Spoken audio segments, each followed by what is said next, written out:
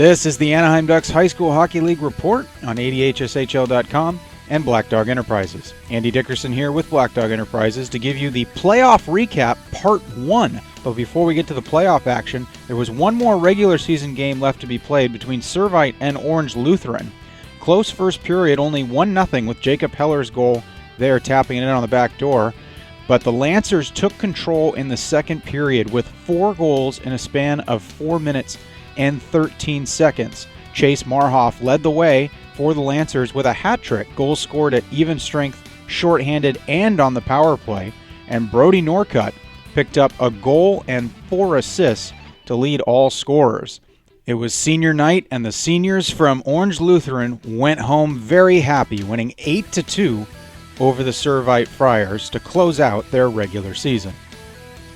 The playoffs officially kicked off with the number 10 Edison Chargers taking on the number 7 Damien Spartans. This first of 2 play-in games had a trip to the quarterfinals and a date with Los Alamitos on the line. The teams would have played a scoreless first period were it not for Dylan Rightly. I think he's at the end of a long shift, though, too. That's true. Watch Well, out. turnover out front, backhand try, they score! Dylan Rightly on the turnover makes it 1-0 Chargers. Oh, Edison pinched off in the job by offensive zone Platzman. and held off the final 7 seconds of the penalty kill. Chop Rightly again! behind the net, Dylan Rightly punches it home. It's 2-0 Chargers. Rightly's second period goal gave the Chargers a 2-0 lead. Jonathan Bolu played well in net, stopping anyone not named Rightly, as he finished the game with 28 saves. On the other end, Brandon Smith picked up 24 of his own, including this breakaway stop on Alex Kow. When the third period rolled around, it was time for the Spartans to shine. One man to beat, trucks a backhander save, rebound, they score! That's exactly what they needed. Frago with Escoboza back, Osterkamp shoots and a save, and then runs into the goaltender. Nice play by Rightly, just killing off some time. Gallo, near side, 10 to go on the power play. Shot, he scores! Right through the wickets of Smith, who can't believe it. We're tied at 2. With their lead gone, frustration began to mount for the Chargers, and they streamed to the penalty box, allowing the Spartans a chance on the power play. That's Side clear. held in by Avalos. Far side, Escoboza to the middle. Avalos going to tee one up. He scores! Smith had no chance as Kow screened him the whole way, and Avalos' blast would turn out to be the game winner, an insurance marker from Tommy Lim, benefiting from a fortuitous non-offside call, would provide the Spartans with all they'd need to advance to the quarterfinals. 4-2 the final score. Spartans knock out the Chargers. So with Damien's victory, they advance to the quarterfinals to face Los Alamitos on March 1st. But backing up, we got to go to February 26th, where Long Beach Prep met Huntington Beach in the first of 2 quarterfinal games that night. Like the Edison-Damien game the night before, the lower-seeded Long Beach Prepsters jumped out to the early lead. Now you send it up out of play from your own zone. Shot score! Oh, wow. Right off the draw, it's Dylan Mather. And it's 1-0 Long Beach. And they didn't stop there as Matt Hoeksema got into the act in the second period. Down the ice for another scoring opportunity. Backhand shot, Hoeksema scores! The Oilers immediately took a timeout to calm things down, and it seemed to work as less than 4 minutes later, they got on the board. To Koss. And he gets a pass to the back door, and it's Kennedy who scores! Save. Yep, that one went off the blocker that time as he turned it away. Watch out. And Spring and Rhodes, a long pass back. Kennedy scores! The beautiful forehand backhand deke on the breakaway from Casey Rhodes tied things up at 2. The final stages of this game, it was the goaltenders who flexed their muscles. Trevor DeLauro making one of his 25 stops there. Ishmael Ralston at the other end made 22 stops, and with neither goaltender yielding, we headed through overtime and into a shootout. For the puck to start his motion. And he goes in nonchalant. That's his style. Fires when he scores. Right over to the face-off circle. Coming in on DeLauro to the backhander. And it's turned aside by DeLauro. Near side. Right near the dot above the blue line. Now near the face-off circle. Shot turned aside. Off. We'll get to that. Here's Hoeksema. Moving in straight on. Shot. He missed the net. Har to the near side. Moving in on Ralston. Forehand. He scores! And the Huntington Beach Oilers advance to the semifinals of the 2A division. And there you have it, a dramatic finish to the Battle of the Beach as the Oilers come away with a 3-2 victory, 2-0, in the shootout. The Oilers would have to wait a couple days to find out who their opponent would be, but in the meantime, Corona Del Mar took on Corona Norco in the 4-5 quarterfinal matchup. The trend from previous games continued as the Ice Kings scored 2 goals in a span of 10 seconds in the first period. Up and now here comes Selleck on the attack now for the Ice Kings. Shot, score! Paul Selleck goes top shelf right where Mama keeps the cookies, and with the second consecutive shot on goal, Corona Del Mar now has a 2-0 lead. Indeed, the Ice Kings had the upper hand with a 2-0 lead, one that they held through most of the second period, thanks to the strong goaltending of Matt Matusik. He would make 21 saves in the game and would keep the Stingrays off the board until 13:28 of the second when they finally broke through. Dakota Risto did the damage with that short side roof job you just saw, and that got the Stingrays back in the game. Shortly afterward, a boarding penalty to the Ice Kings' Ryan Green put the Stingrays on the power play with a chance to tie it up. Haskell now. Haskell gets it over to Georg Landro. Back over top to Anderson's going wire shot. Score! Eric Anderson wires a wrist shot past the screen. Goaltender Matt Matusik. Anderson had more in store 55 seconds later. Over to Anderson. Anderson gets a step behind. Here comes Eric bounding down. Fires a shot. Score! Eric Anderson gives Corona Norco a 3-2 lead. It was a lead they would not relinquish. Kyle Hornock got into the act with a big breakaway save here in the third period to keep his team up by 1. Tyler Haskell and Chad Watt popped in goals in the third period to ensure the Stingrays got the victory. They walked away with a 5-2 win, knocking out the Ice Kings in the process. With that, the Stingrays advanced to the semifinals. They wouldn't know their opponent until later in the weekend, as top-seeded Capistrano United awaited the winner of Friday's play-in game between the San Diego South Redhawks and the Villa Park Spartans. Villa Park controlled this one from the outset, scoring 45 seconds in and never looking back. Zach Pierce had a goal and 2 assists, while Evan Kamba led the way with 4 points. Uh-oh, watch out. Oh, it's a loose. Here's Kamba, 2-on-none. Leaves it, shot, score! It's Hoyt! And a short hit.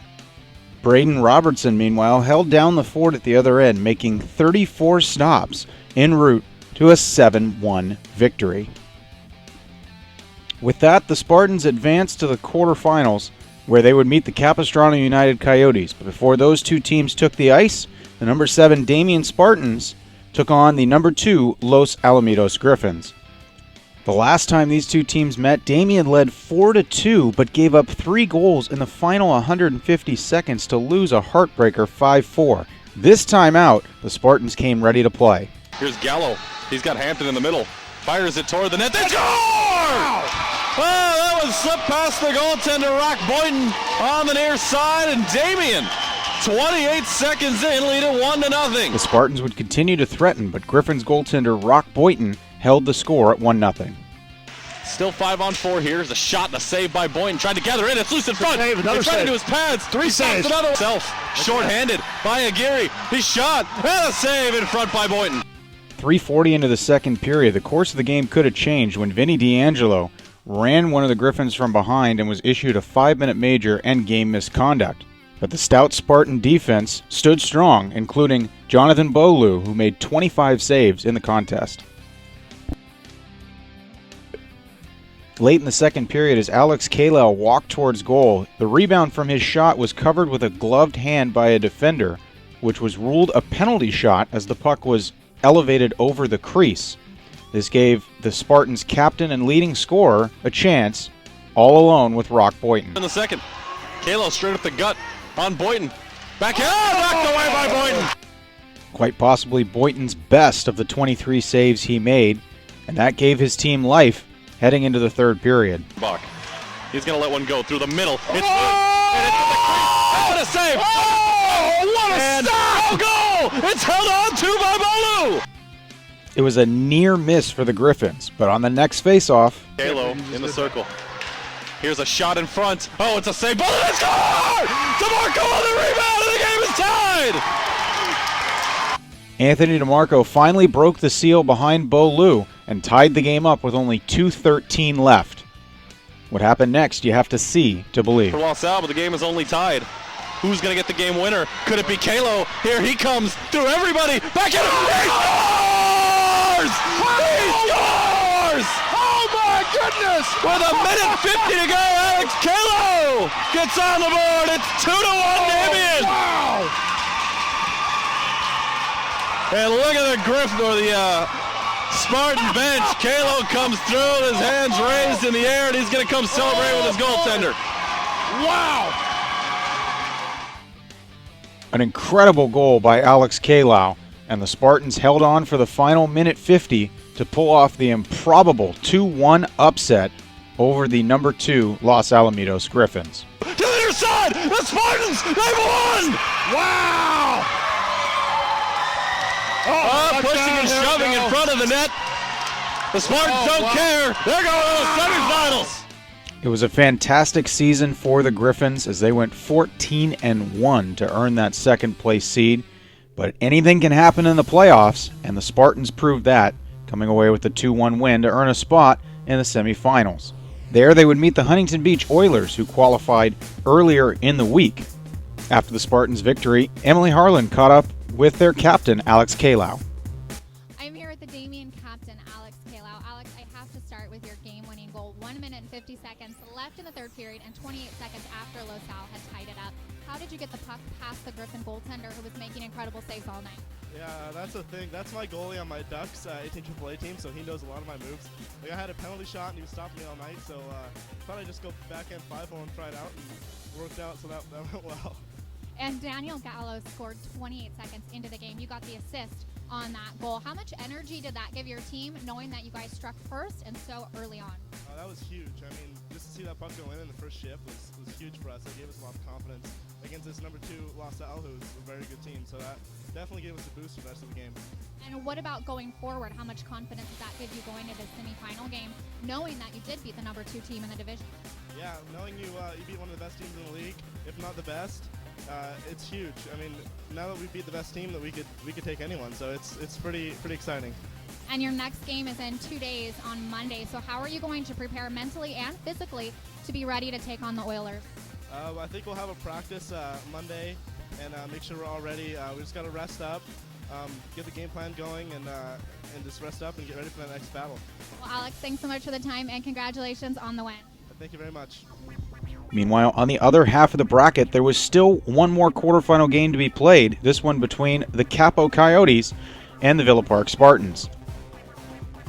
Here's a shot save. Rebound, they score! Connor Reed puts it in on the rebound, and 30 seconds in, the Coyotes lead it 1-0. The Coyotes' quick strike offense got them the early lead, but the Spartans would respond. Back to the near side. Kladdick there to receive it. He'll come to the point. King's got room. He'll let a shot go. It's deflected. They score! Oh, it's off the stick of Urch!